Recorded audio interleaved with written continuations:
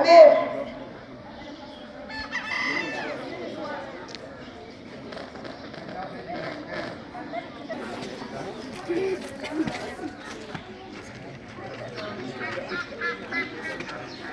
بسم الله الرحمن الرحيم. الحمد لله رب العالمين، والصلاة والسلام على المعلم الأول والقدوة الأعظم نبينا محمد صلى الله عليه وسلم. الحضور الكريم، مديرنا الفاضل، المعلمون والمعلمات الأجلاء، طلابنا الأعزاء، جئنا اليوم نطلق على باب النجاح والتفوق بكل همة وعزيمة قوية. جئنا وكلنا أمل وأحلام وردية، ولكي نصل إلى تحقيق الأهداف والأحلام نحتاج إلى ذات المجهودات، لأن الطريق طويل. فماذا نحتاج لكي يفتح هذا الباب بكل سهولة ويسر؟ هذا ما نقدمه لكم من خلال برنامجنا الإذاعي لهذا اليوم، وغيره لنبتدئ القرآن الكريم والطالبة نور. أعوذ بالله من الشيطان الرجيم. بسم الله الرحمن الرحيم. والطور وكتاب مسطور في رق منشور، والبيت المعمور والسقف المرفوع والبحر المسجور، إن عذاب ربك لواقع ما له من دافع. صدق الله العظيم. وبعد الانتهاء من أجمل الكلام وأطيب الكلام كلام الله عز وجل، ننتقل إلى كلام خير البشر سيدنا محمد صلى الله عليه وسلم، ومع الحديث الشريف والطالبة جنة. عن أبي هريرة رضي الله عنه أن رسول الله صلى الله عليه وسلم قال: فضلت على الأنبياء واستعطيت الوام عرشان، ونصرت بالرعب وحدت للغنائم، وجعلت للأرض مسجدا وطهورا، وأرسلت للخلق كافة، وختم بالنبي صدق رسول الله صلى الله عليه وسلم. صدق رسول الله صلى الله عليه وسلم. ننتقل إلى بستان الحكمة لنكتب لكم ظاهرة جميلة وأجمل حكمة، والطالبة أسيل. حكمة اليوم: إذا صحبت في الدنيا فصاحب الطيبين، في النوم إذا غبت عنهم فقدوك، وإذا غبت نبهوك، وإذا دعوا لأنفسهم لم ينفوك.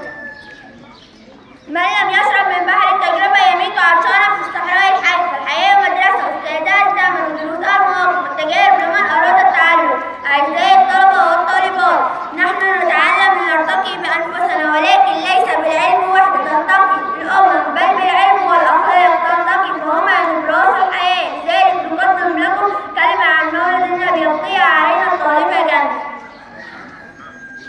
كانت اليوم عن مولد النبي الشريف. ولد عليه ولد محمد بن عبد الله خاتم الأنبياء وسيد المرسلين في يوم 12 من شهر ربيع الأول. أضاءت شمس ولادته مكة المكرمة والجزيرة العربية بإيمان، وكان بشر لولادته آمنة بنت وهب، وخير خلق لولده عبد الله بن عبد المطلب.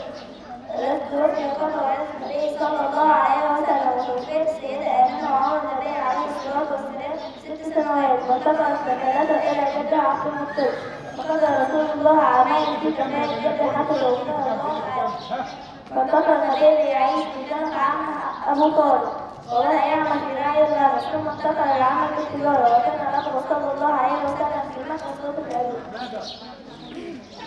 ومع نشيد اليوم الطالبة جنة.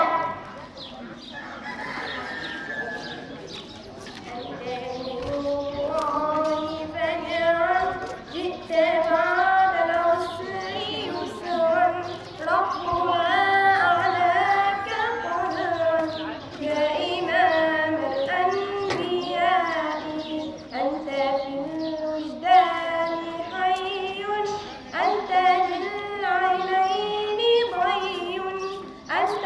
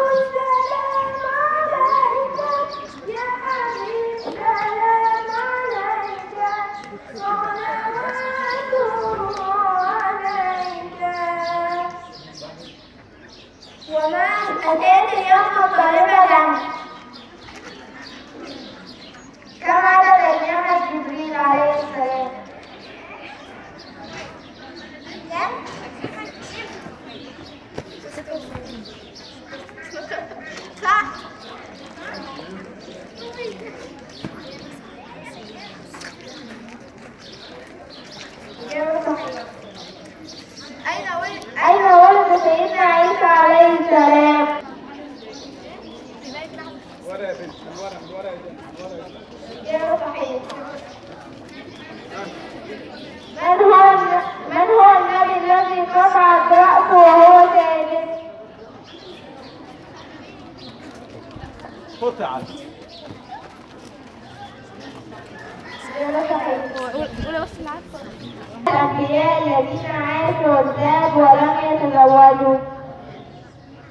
الذين عاشوا الزاد ولم يتزوجوا. الزاد.